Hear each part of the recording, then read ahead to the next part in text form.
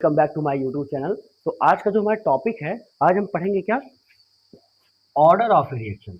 हमारा आगे का टॉपिक क्या है, order of a reaction. Chemical kinetics का बहुत ही इंपॉर्टेंट टॉपिक है ऑर्डर ऑफ ए रिएक्शन। इसमें होता क्या है देखिए,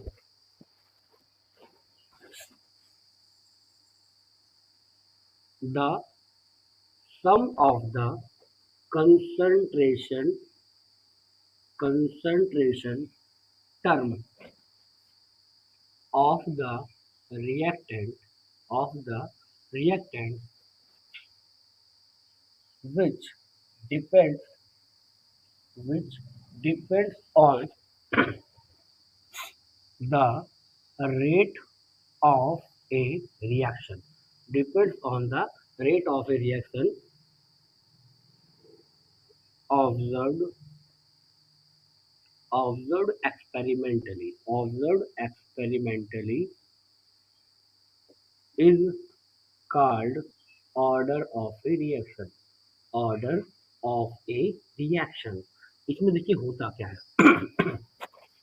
सम of the concentration term of the reactant which depends on the rate of a reaction observed experimentally is called order of a reaction। देखिए ऑर्डर ऑफ ए रिएक्शन का मतलब क्या होता है, देखिए जैसे अपने पास मान लीजिए एक रिएक्शन है ए, अपने पास रिएक्शन है बी और गिव्स आउट में सी, और क्या है ये डी। मान लीजिए यहाँ पे हम लोग लिखते हैं क्या, इसकी ए, यहाँ लिखते हैं बी और यहाँ लिखते हैं सी और यहाँ लिखते हैं क्या डी। देखिए जब ऑर्डर निकालने की बारी आती है ऑर्डर, तो ऑर्डर को हम लोग देखो कैसे निकालते हैं। देखिए सबसे पहले हम लिखते हैं आर, जो हम लोगों ने कल के वीडियो लेक्चर में पढ़ा था कि रेट कैसे निकालते हैं। ठीक है, आर इज इक्वल टू होता है हमारे पास, देखिए ऐसे आर डायरेक्टली प्रोपोर्शनल होगा ए और ये क्या होगा ये बी। ठीक है, अब जो आगे हमारे पास नंबर है वो क्या होगी, पावर हो गई, ये ए और बी। तो आर इज इक्वल टू ये आपका बन जाएगा के और ये ए की पावर ए, बी की पावर बी। ठीक, तो जब हम ऑर्डर निकालने की बारी आएगी तो ऑर्डर इज इक्वल टू क्या होगा, जो यहाँ बताया गया सम ऑफ द कंसंट्रेशन टर्म, जो हमारा कंसंट्रेशन टर्म दिया हुआ इसकी जो भी पावर है इसको हम लोग ऐड करके हम निकालते हैं क्या ऑर्डर। ऐसा नहीं है कि जो यहाँ पे नंबर ऑफ मोल्स है वो यहाँ पे इसकी पावर ही हो, ऐसा नहीं है, क्योंकि ये एक्सपेरिमेंटल रिजल्ट है। ऐसा कोई कैलकुलेट करने वाला रिजल्ट नहीं है कि आप ऑर्डर ऑफ रिएक्शन को कैलकुलेट कर सके, ऐसा नहीं होता है। होता क्या है कि आप देख के रिएक्शन को सॉल्व तो नहीं कर सकते, बट एक आइडिया लगा सकते हैं कि ये कौन से ऑर्डर की रिएक्शन है मैथमेटिकली, बट ये प्रूफ होता है कैसे, एक्सपेरिमेंटली प्रूफ होता है। ठीक, देखिए कुछ एग्जाम्पल की हेल्प से आपको इसको सिखाते हैं। देखिए जैसे अगर अपने पास में एग्जाम्पल देखते हैं,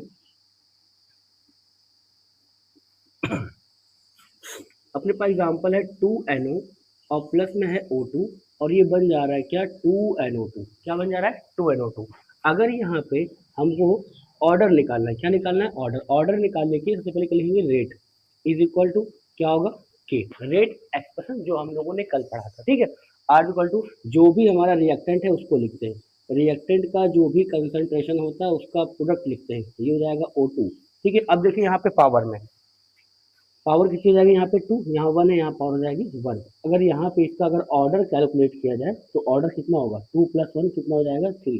सेम तरीके से अगर हम लोग रिएक्शन लिखते हैं क्या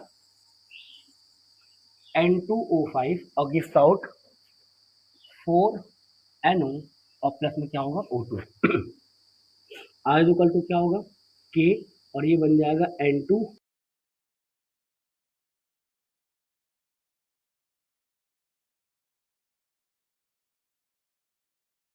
जो ऑर्डर होता है ना, ऑर्डर ऑर्डर जो इसका पॉइंट समझिए एग्जाम में आता है, ये ऑर्डर हमारा 0 भी हो सकता है। ठीक है, और हमारा जो है होल नंबर भी हो सकता है ये। ठीक है, और हमारा ये फ्रैक्शन भी हो सकता है, कि जो हमारा ऑर्डर होता है वो 0 भी हो सकता है, होल नंबर भी, और हमारा फ्रैक्शन में भी हो सकता है। फ्रैक्शन से मतलब कि कोई चीज़ को हम लोग अपॉन के वैल्यू के टर्म में भी लिख सकते हैं। देखिए जैसे मान लीजिए कोई एक क्वेश्चन दिया अपने पास में, आर इक्वल टू दिया, एक रेट एक्सप्रेशन आपको ऑलरेडी दिया हुआ है, ये जाएगा के ए और ये मान लीजिए क्या दिया हुआ है बी, इसकी पावर मान लीजिए 1/2 है, इसकी पावर है 3/2। ठीक है, तो जब हम लोग इसको ऑर्डर कैलकुलेट करने चलेंगे तो ऑर्डर कैलकुलेट करने के लिए हम लोग क्या क्या जो इसकी पावर होती है इसको हम लोग ऐड कर देते हैं। ठीक है, तो 1/2 और प्लस में कितना हो जाएगा 3/2, ऐड करोगे कितना आएगा, ये 2 आएगा, ये कितना आएगा 4। तो ऐड करोगे कैंसिल होगा, कितना आएगा 2, तो इसकी ऑर्डर कितनी आ गई 2।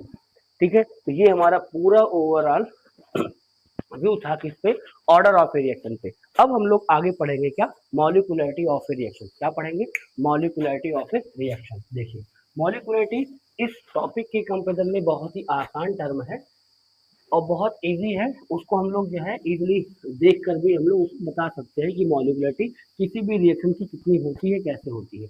ऑर्डर और मॉलिक्युलरिटी के बीच में डिफरेंस आता है आपके एग्जाम में, आप इसको ध्यान दीजिएगा। अगला हमारा टॉपिक है molecularity of a reaction. Molecularity of a reaction होता क्या है समझ लेते हैं पहले। द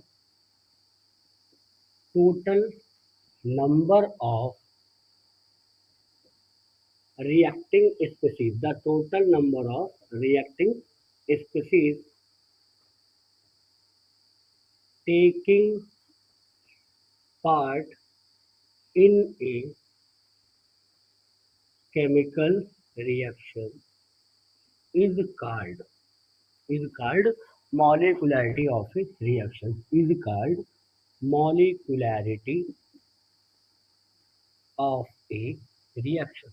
होता क्या है किसी भी रिएक्शन में total number of reacting species taking part in a chemical reaction. जैसे मान लीजिए अपने पास कोई रिएक्शन है ए, अपने पास में मान लीजिए क्या है बी, ये बनाता है क्या प्रोडक्ट पी। तो ये देखना है इस रिएक्शन में कितने मॉलिक्यूल इस रिएक्शन में पार्ट ले रहे हैं। तो देखिए कितने, यहाँ 1 और यहाँ 1, तो कितना होगा, इसकी जो मॉलिक्युलरिटी हो जाएगी इस रिएक्शन की, ये मॉलिक्युलरिटी कितना हो जाएगी 2। समझ में आया? मतलब किसी भी रिएक्शन में कितने मॉलिक्यूल आपस में रिएक्शन करके प्रोडक्ट का फॉर्मेशन कर रहे हैं, जो रिएक्टेंट के मॉलिक्यूल है जो रिएक्शन कर रहे हैं, वो होता है हमारा क्या, मॉलिक्युलरिटी। आगे देखिए, अगर हम लोग इसमें एग्जांपल की हेल्प से समझना चाहें तो अपने पास हो जाएगा PCl5 और ये बनेगा क्या PCl3 और ये क्या बनेगा Cl2। देखिए आपको बताया गया कोई भी रिएक्शन में जो रिएक्टेंट मॉलिक्यूल पार्टिसिपेट करते हैं, मतलब किसी रिएक्शन में जो reactant number of reactant molecule जितने रिएक्शन में पार्टिसिपेट करते हैं उसे हम लोग क्या बोलते हैं, मॉलिक्युलरिटी। तो इस एग्जांपल में देखेंगे तो ये हमारा रिएक्टेंट है, ये रिएक्टेंट है, कितने मॉलिक्यूल है 1, जहां कुछ भी नहीं गिवन होता वहां पे 1 होता है। इट मीन्स इसकी जो मॉलिक्युलरिटी हो जाएगी, इसकी जो मॉलिक्युलरिटी हो जाएगी वो कितनी हो जाएगी 1। ठीक है, मतलब अगर किसी